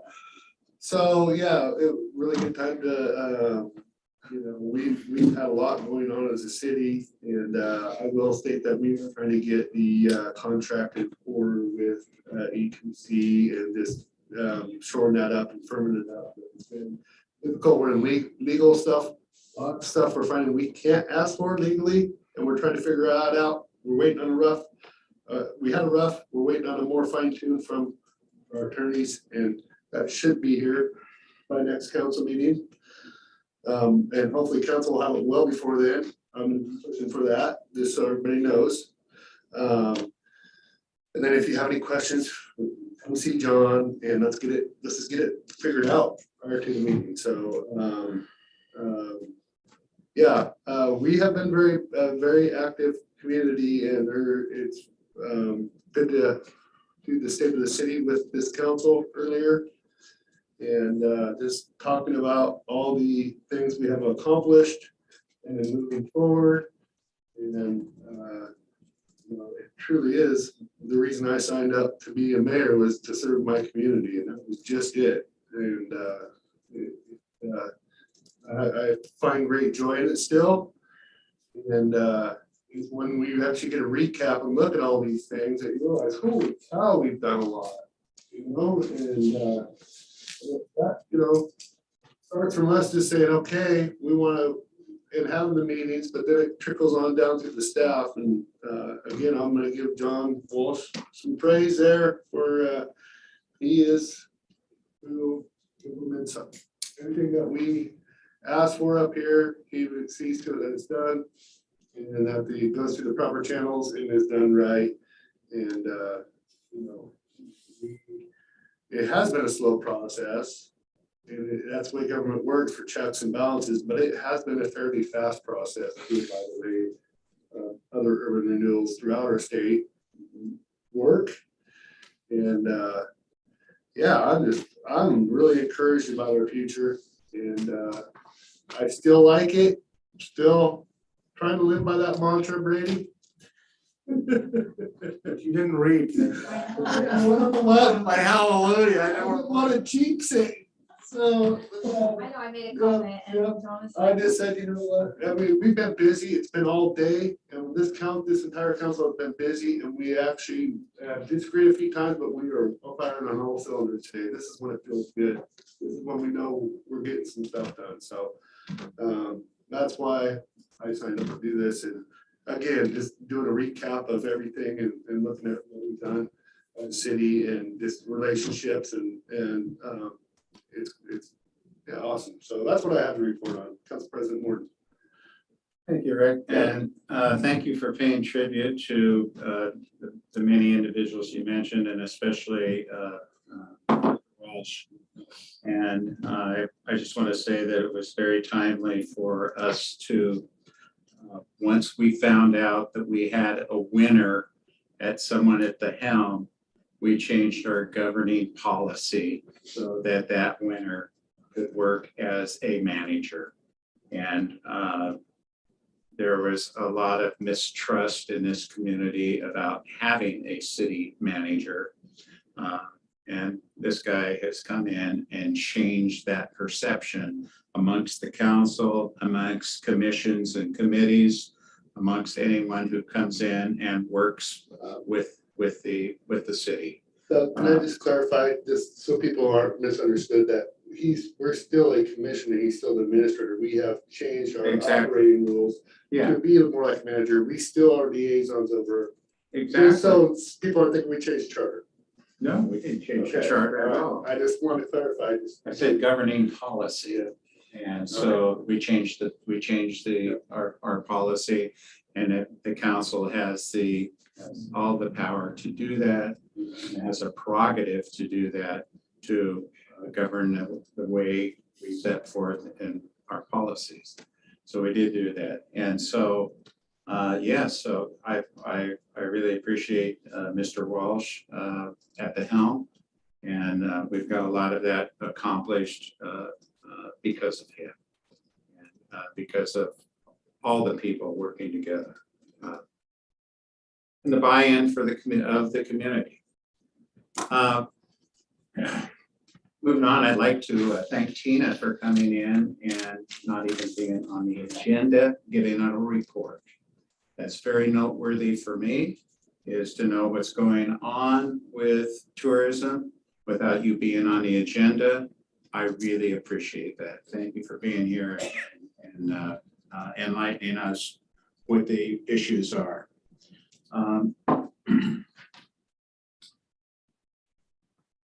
I want to pass on a parks recommendation for the council to consider reimbursement for any abuse or any harm done to the parks during tourism. The Parks Commission was somewhat concerned about that issue, especially in one park.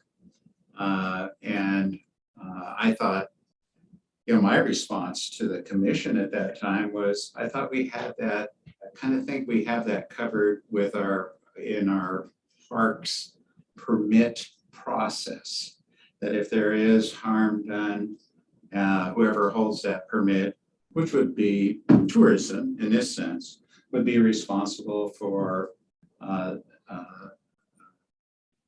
making those proper repairs or maintenance of whatever was broken or whatever. that's kind of the way I weighed in.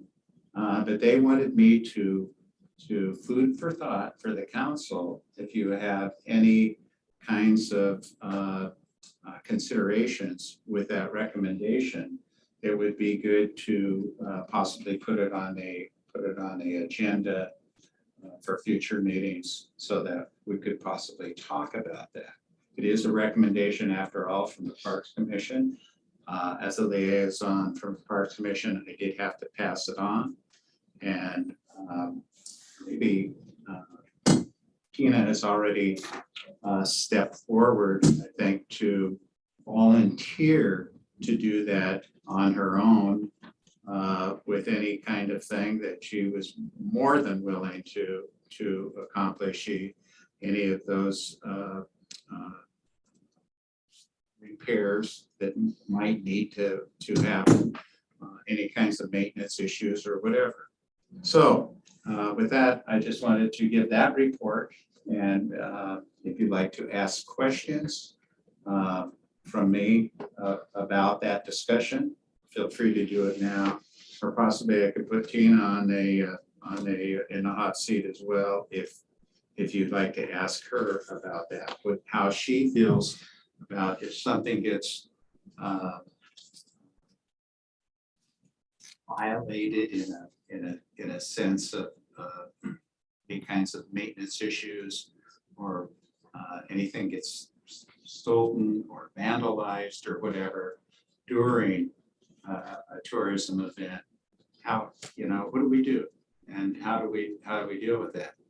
Some people in the Parks Commission are upset about it, and so they aired that. So that's what I'm bringing to you. Okay. Yeah. Okay. So maybe if it's worthy of talking about, we could put that on an agenda.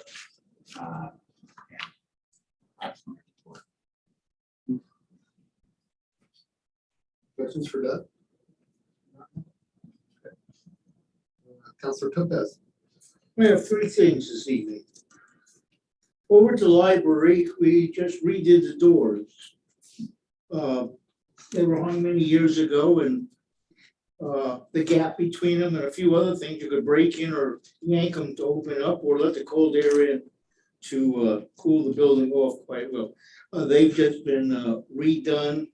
There's been new locks and panic bars put in, new hinges, and the gap that used to let the cold air in and easily work a coat hanger through to open the doors, that's been fixed. That's item one.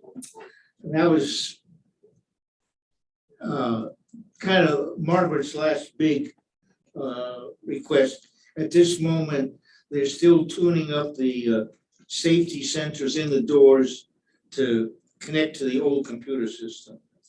Second thing, I was over at the food bank the other day, and one of our citizens came in and presented the food bank with a rather large amount of money. And I'm not going to pass on the name or what they did, but this citizen and her neighbors have kind of an affair in their neighborhood, if you would, where they collect cans and raise money. As I said, we're talking a number of $100, by the way. And the thing that was interesting, the person does this because they do it. They don't want their name or anybody to pat on the head. But it's obvious if you watch the people who donate to the food bank, a great deal of our citizens really take care of our city without raising their hand. And somehow with one hand, we could applaud these people who want to stay silent. That's it. Now, the last thing is I'm going to make a motion that I get reimbursed for my legal fees that I've incurred on a number of things. I have a sheet which I've given to the council. Do you want me to read this, or? So I will make a motion, the amount of monies that I've spent on my own defense through my own attorneys, $9,115.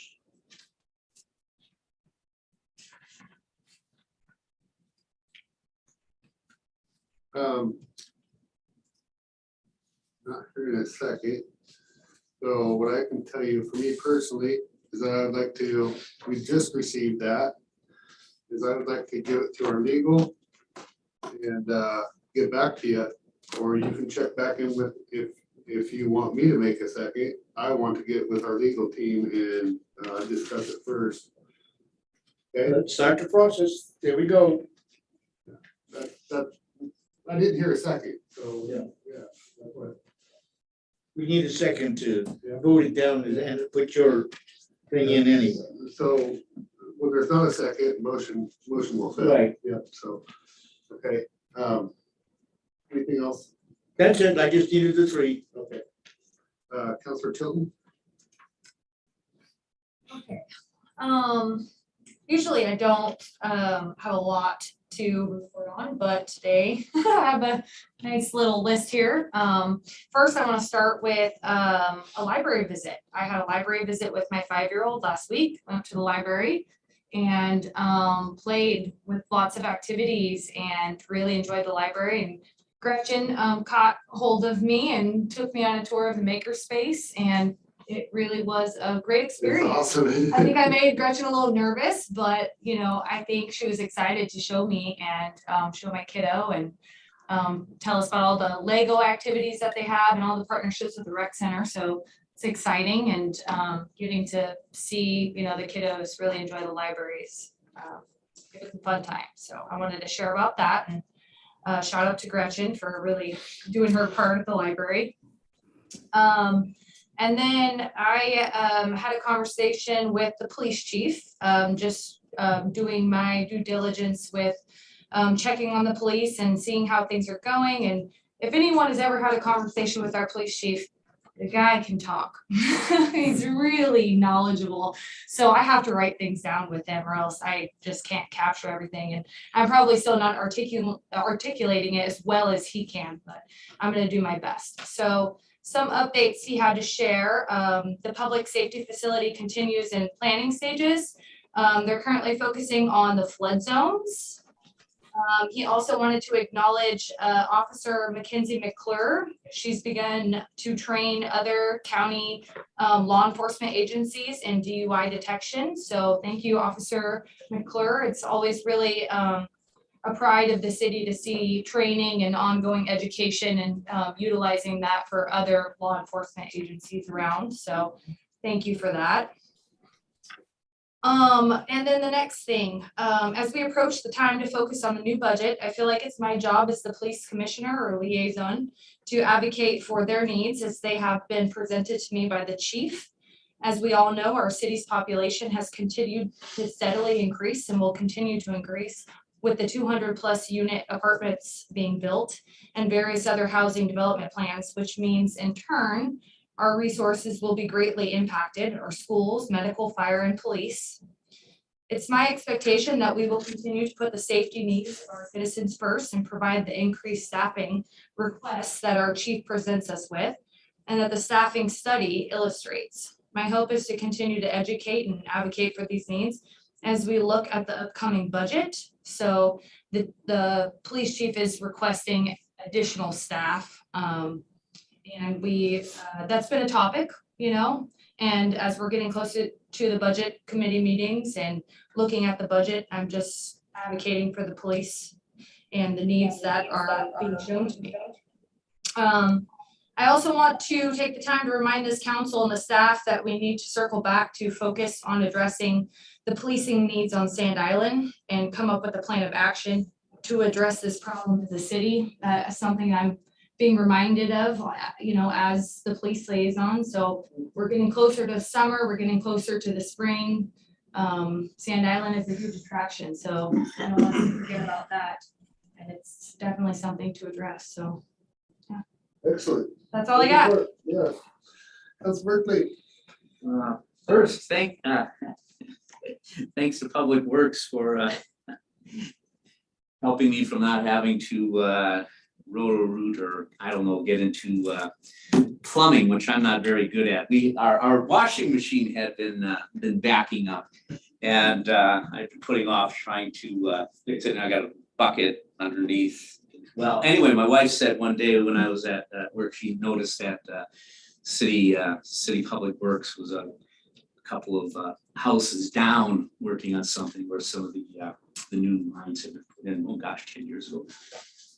And they did some kind of work and voila, no problems with the the washing machine. So whatever it was impacting my house and probably other houses in the neighborhood. So I really appreciate not having to get in there and do something I'm not really competent doing.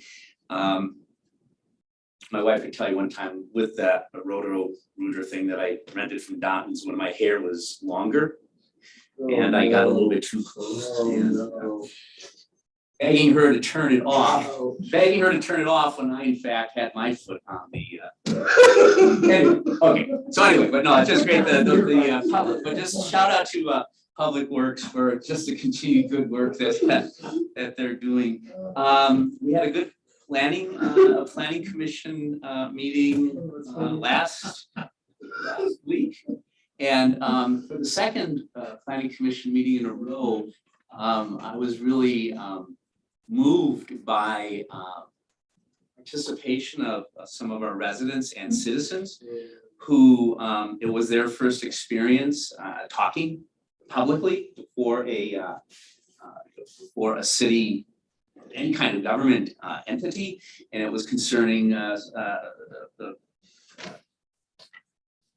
gosh, I forget that. Anyway, somebody wanted a big shed, needed a variance, okay? And then that was a couple meetings ago. And then this last meeting was about potential annexation.